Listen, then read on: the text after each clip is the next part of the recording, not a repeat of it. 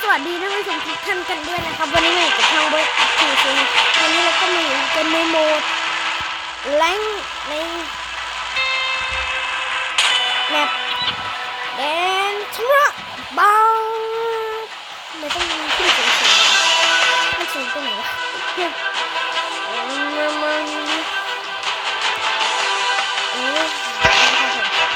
หลังจากที่เราไม่เคยเล่นเนี่ย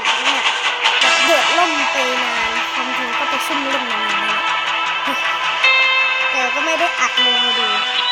เชื่อว่าทุกคนอยากดูในครั้งนี้อยากดูก็เล่นมันเข้ามาทำไมเนี่ยอ้าวลูดมันแดงแต่24 นัดเหรอนี่แม็กใหญ่นะมือลั่นจังวะXMB แล้วกัน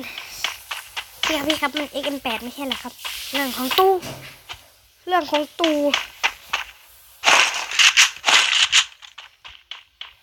อยากได้กระสุนเป็นลูกจังเลย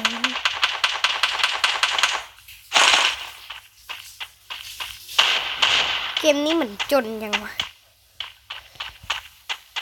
โอ้หมวก2 หมัง3 หมัง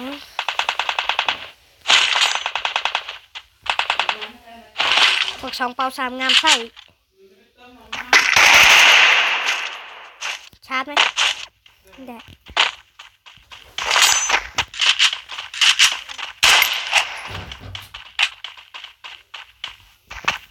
ต้องขึ้น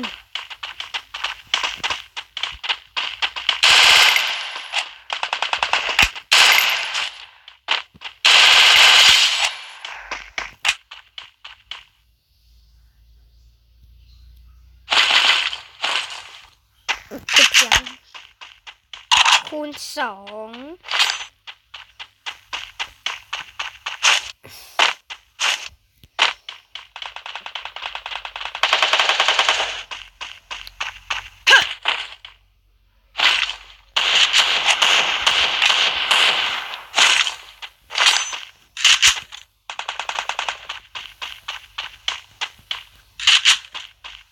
ไปไหนแล้วว่าตัวเมื่อกี้ขยะ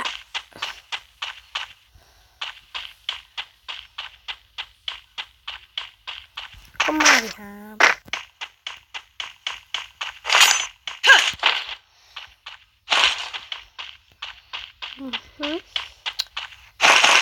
จนกระสุนเป็นลูดจังวะมีของเกลือไหม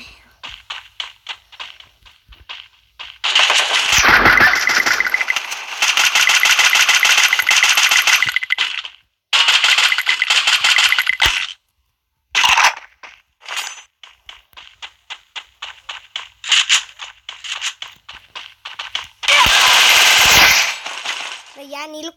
เป็นลูดนะจ๊ะ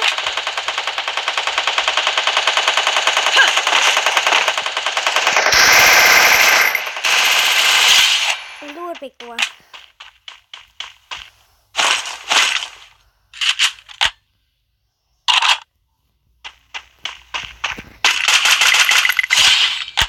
ลูดไป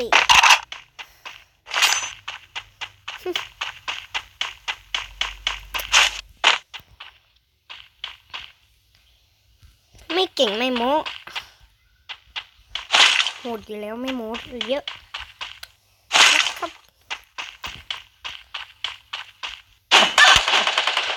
โอ้โห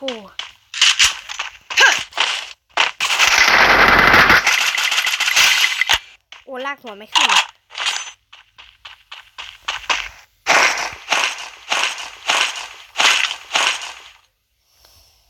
เฮ้ยเดี๋ยวเมื่อกี้มัน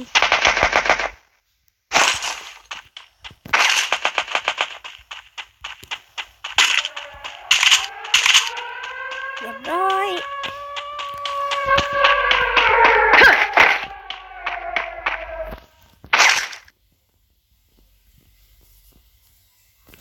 โอเคพร้อมแล้ว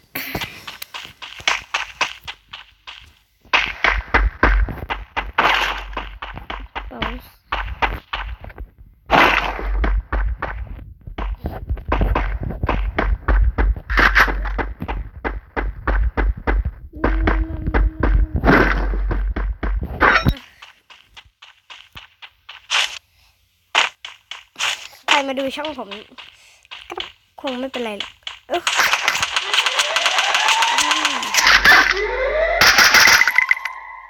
อยากเหรออยากแตกก็ไม่บอกอยากออกเกมก็ไม่บอกเนาะเล่นสมาร์ทมันจะหัวง่ายกว่า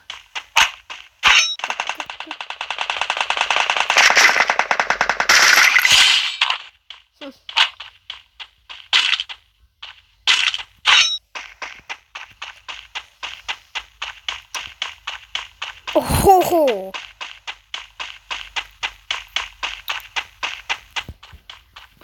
กลัวแตกเข้า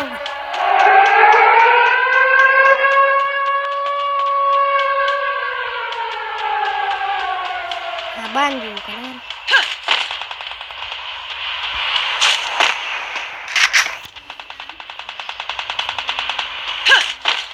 อย่าลบหลู่เลสโซนผมเคยโดนโอเคแป๊บนึง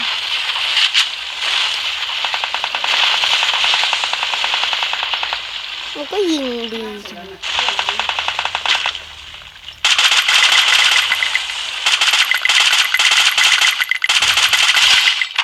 แต่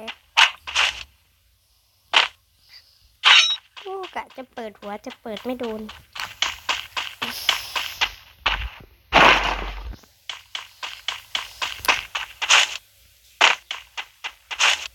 8 คิว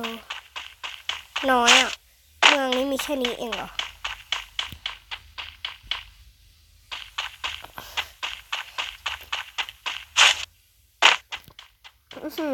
อีก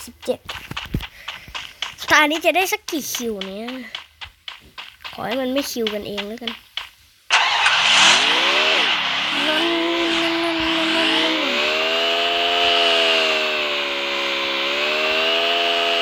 บ้านอัพก่อน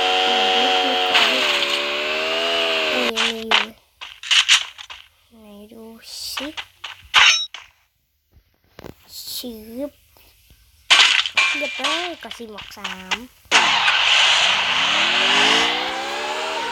พร้อมเล่นเลย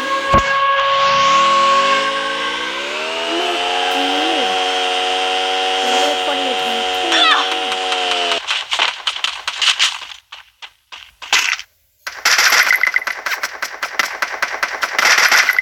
โอ้ลากหัวไม่ได้เลยเมาส์ดีดอะว่าอะไรเสร็จแล้วนะเดี๋ยวไปกินแป๊บนึงจ้าน้ำกันเลยจะกินก่อนกินก่อนแป๊บนึงอัดอยู่แป๊บนึงโอ้ยลากไม่ขึ้นนู้โอเค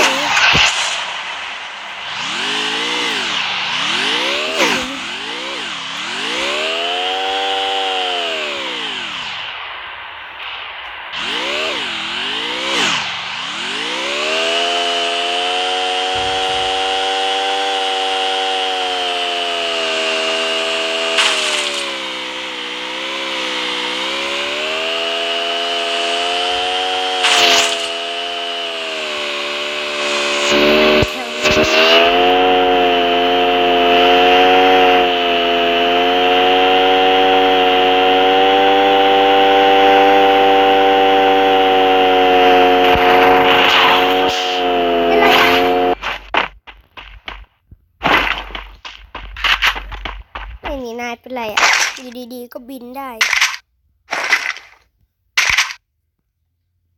คนไทยบินได้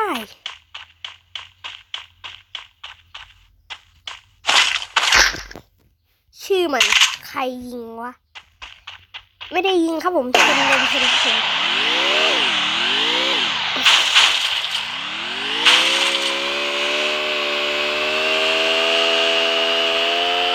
อีก10 คิวอีก10 ตัวโอ้มันตายกันดีจัง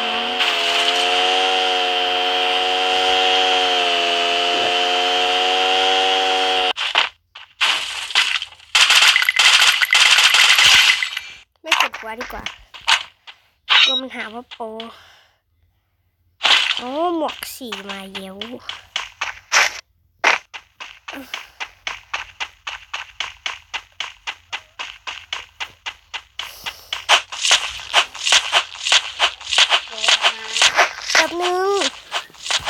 ลูกก่อนแล้วกันนะโอเคเตรียมโอเคตีแตกได้ของเยอะเลยอันเนี้ย4 อันเองเหรอไม่เป็นไรนะแป๊บนึงอยู่นี่เข้าใจคำว่าแป๊บช่างตานี้จะได้สักกี่คิวมีคนเล่นดับเบิ้ล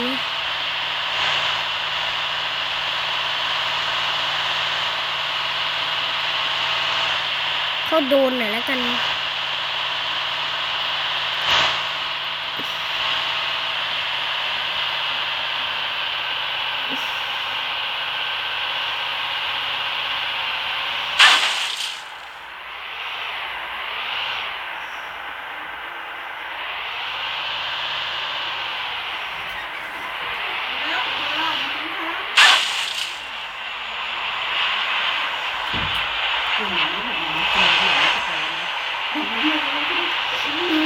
บอกว่าแป๊บนึงแป๊บนึง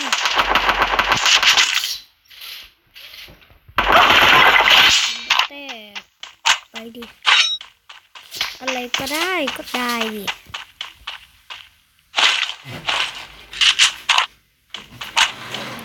เจาะดีจังแตกเลยเจอเลย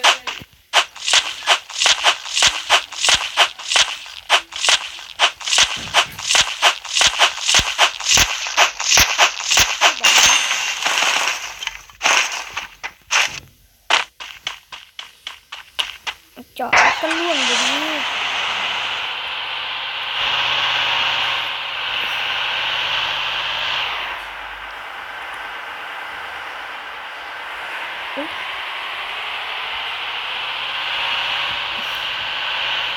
มาดิ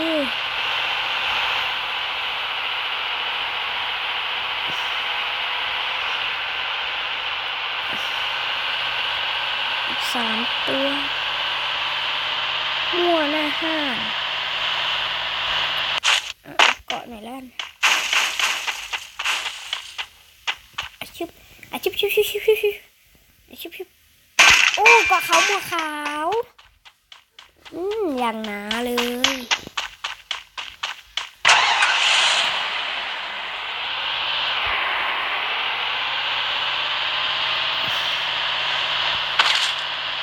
โหหมวกนะ300ขับรถรอบเลยแล้วกันไว้ตัวดับวัวดับเอาดี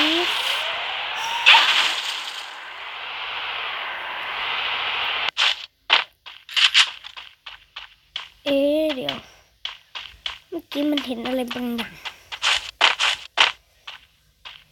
ใช่หรือเปล่าไม่ใช่มอง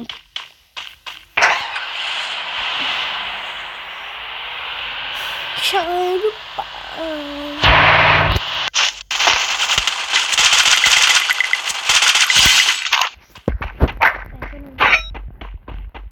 รถตู้ไปไหนลงน้ำเลยเหรอ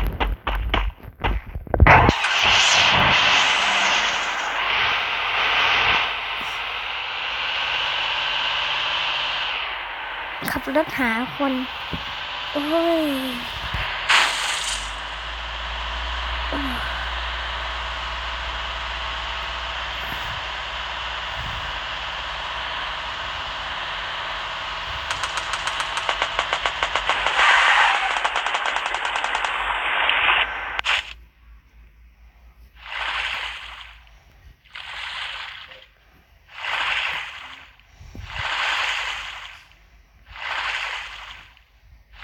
ไปไหนแล้ว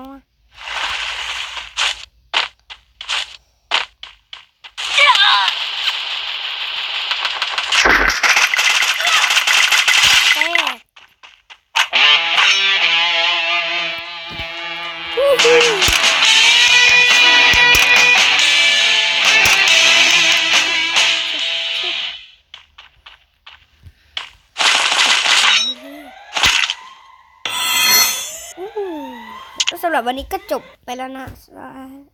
Goodbye สวัสดีครับ